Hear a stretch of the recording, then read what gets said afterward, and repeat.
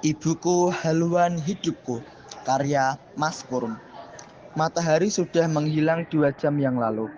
Ibu membawangku ke ambeng pelupuk bambu yang dilapisi tikar pandan. Diletakkannya kepalaku di atas bantal bersarung kain belacu putih yang sudah kecoklatan karena usia.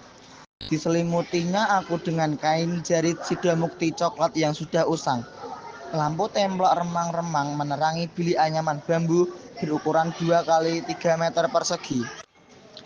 Ayo bubuk sayang, besok bangun pagi-pagi, sholat subuh, lalu bantu ibu masak atau bantu ayah menangkap ikan. Mataku masih membelalak ke sana kemari. Ayo pejamkan mata, kata ibu sambil mengelus-elus kepalaku. Tapi aku rasanya belum mengantuk. Aku masih penasaran dengan pekerjaan ayah. Kalau nangkap ikan di mana, Bu? Tanyaku. Ya di danau. Danau itu apa, Bu? Seperti kolam tapi sangat luas dan banyak ikannya. Yang buat danau siapa, Bu? Tanyaku penasaran. Menurut cerita dari kakek nenek, zaman dulu sekali ada seorang petani yang sangat rajin bekerja. Ia hidup sebatang kara. Setiap hari ia bekerja menggarap ladang dan mencari ikan dengan tidak mengenal lelah. Pada suatu hari, petani tersebut pergi ke sungai di dekat tempat tinggalnya. Ia bermaksud memancing ikan untuk setelah sekian lama menunggu, akhirnya petani itu berhasil mendapat ikan. Namun saat memandangi ikan hasil tangkapannya, petani itu sangat terkejut. Ternyata ikan yang ditangkapnya itu bisa berbicara. Tolong aku, jangan dimakan, Pak. Biarkan aku hidup, teriak ikan itu. Petani itu merasa iba mendengar permintaan ikan yang bisa berbicara itu. Dengan hati yang penuh belas kasih, ia melepaskan ikan tersebut kembali ke sungai. Namun sebelum pergi, ikan itu berpesan, Pak, saya adalah makhluk istimewa. Jika Anda menjaga rahasia tentang pertemuan kita, hidup Anda akan dilimpahi keberkahan. Petani itu pulang ke rumahnya dengan hati penuh tanda tanya. Sesampainya di rumah, ia terkejut mendapati tanahnya menjadi subur, dipenuhi hasil panen berlimpah. Beberapa waktu kemudian, petani itu menikahi dengan perempuan cantik yang tidak lain adalah penjelmaan si ikan ajaib. Namun ada satu syarat, petani itu dilarang mengungkit asal-usul istrinya. Mereka hidup bahagia dan dikaruniai seorang anak laki-laki. Sayangnya saat marah, petani itu melanggar janjinya dengan berkata, Dasar anak ikan. Perkataan itu memancing kutukan. Sang istri kembali berubah menjadi ikan dan desa tempat mereka tinggal tenggelam, membentuk danau yang kini dikenal sebagai Danau Toba. Aku diam mendengarkan cerita ibu, sambil sesekali bertanya. Ibu dengan sabar dan lancar menjawabnya. Setelah cerita berakhir, ibu menyambung lagi. Tapi di zaman modern ini, setelah banyak orang bersekolah tinggi-tinggi, muncul analisis baru secara ilmiah tentang terjadinya Danau Toba. Ibu melanjutkan, secara ilmiah, Danau Toba terbentuk karena letusan gunung supervulkanik sekitar 74.000 tahun yang lalu. Letusan ini sangat besar sehingga melepaskan abu vulkanik hingga ke berbagai belahan dunia.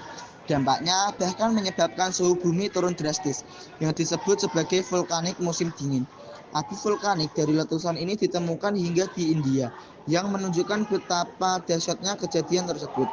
Aku bertanya, apa itu supervulkanik, Bu? Supervulkanik adalah gunung berapi yang bisa meletus dengan kekuatan yang luar biasa.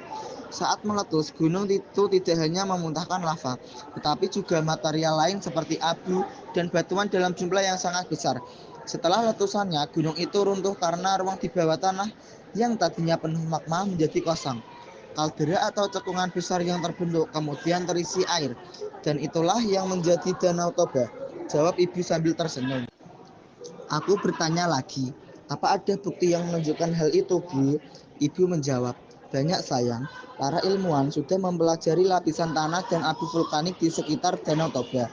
Mereka menemukan bahwa abu dari letusan tersebut tersebar sangat jauh.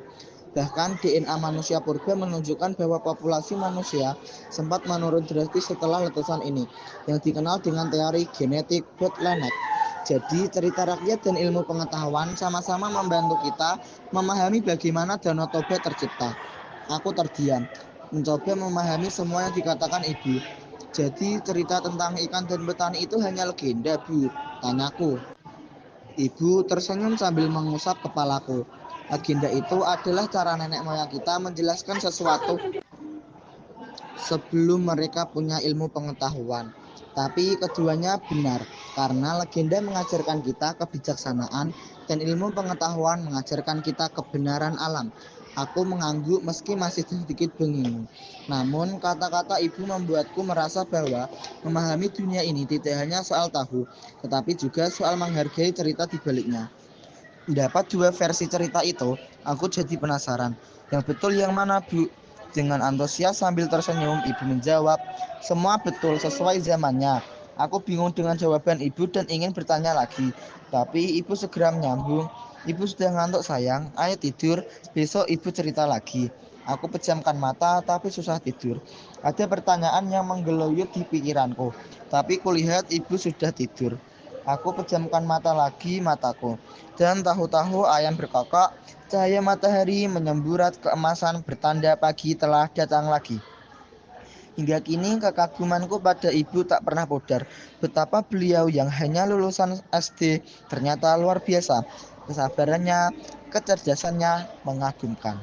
Pada hari ini menjelang pelantikanku sebagai profesor atau guru besar geologi, aku tulis di buku harianku.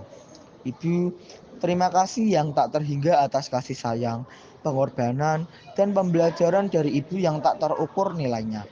Ibu, besok pagi akan kupeluk dan kubopong engkau di panggung kehormatan pengukuhanku sebagai guru besar.